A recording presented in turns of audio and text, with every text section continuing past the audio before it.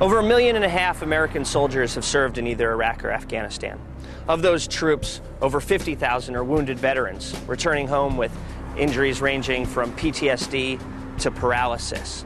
And both these wars, Iraq and Afghanistan, have cost Americans dearly in terms of blood and treasure, and are going to continue to do so.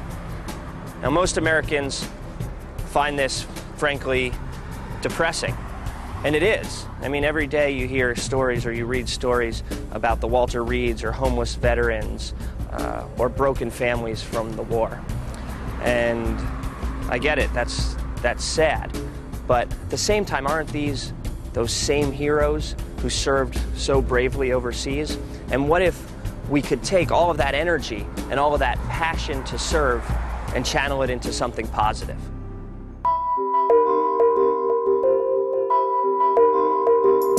Someone is. In 2006, I get a call from Eric Greitens, former teammate of mine from the military, veteran himself. Eric was starting this organization for veterans called the Center for Citizen Leadership. Eric said to me, "Kaj, I need your help." And I said, "I'm in." So I traveled to St. Louis, Missouri to meet with Eric and learn more about the center.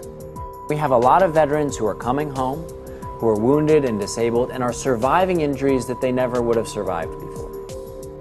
The survival rate for U.S. soldiers wounded in Iraq is over 90%.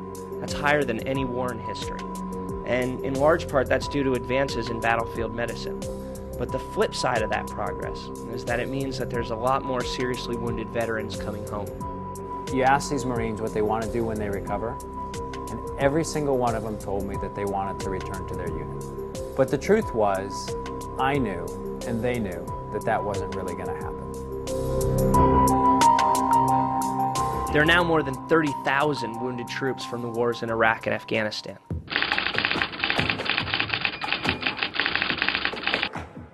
When our wounded and disabled veterans come home, we ask them how they want to continue to serve. Once we find out how they want to continue to serve, we fund fellowships for them to work with nonprofits and charities in their community. We're going to offer them a challenge, because we know that these veterans are used to responding to a challenge. So I went to go see how some of the fellows from Eric's program are responding to this new challenge of public service at home. Hello, my name is Michael Paul. I'm a former veteran from the Army, Airborne Ranger attached to military intelligence. I'm doing a fellowship with the Center for Citizen Leadership. Michael, who's a Gulf War vet himself, told us about how he was injured in a jump accident. I was coming in for landing and hit an air pocket with no wind resistance, burst fractured my L1 vertebrae. I knew immediately that I was paralyzed from the waist down. It just was a life-changing experience.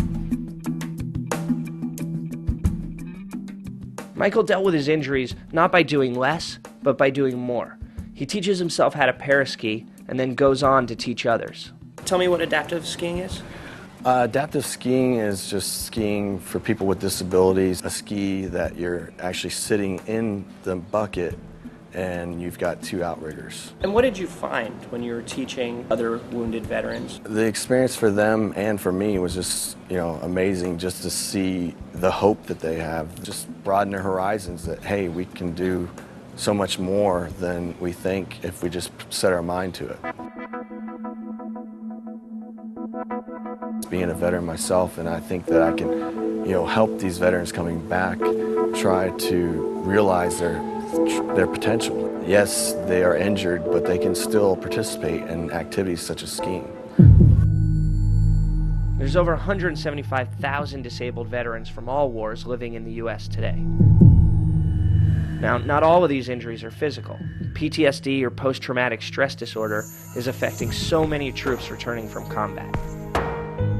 Meet Tim Smith, another fellow participating in the Mission Continues program. Tim returns from Iraq with his own scars. I was diagnosed with PTSD and severe chronic conjunctivitis in my eyes just from the sulfur and the environment over in Iraq. The center set Tim up with his fellowship at the VA, helping other veterans suffering from PTSD. How's it been working here? Oh, it's been a great experience. Was your unit okay? Did you have people injured in your unit? Our unit, unfortunately, lost 11 killed in action. I lost 8 buddies in one day. Wow, 11 killed in action, huh? That's unbelievable. That's high losses. It's dangerous territory out there. Tim basically spends his days counseling other vets. He's not in uniform anymore, but he's still serving the country. We've been in Iraq since 2003. We've been in Afghanistan even longer. There's no end in sight for either conflict. There's more Michael Pauls and Tim Smiths out there, and there's more coming after them. But as I stood on the banks of the Mississippi outside St. Louis, I couldn't help but be optimistic about what I saw today. The mission continues as an opportunity for these heroes, they're nothing short of heroes, to continue their heroism. What we've done at the center is to give them a new mission in public service here in the United States.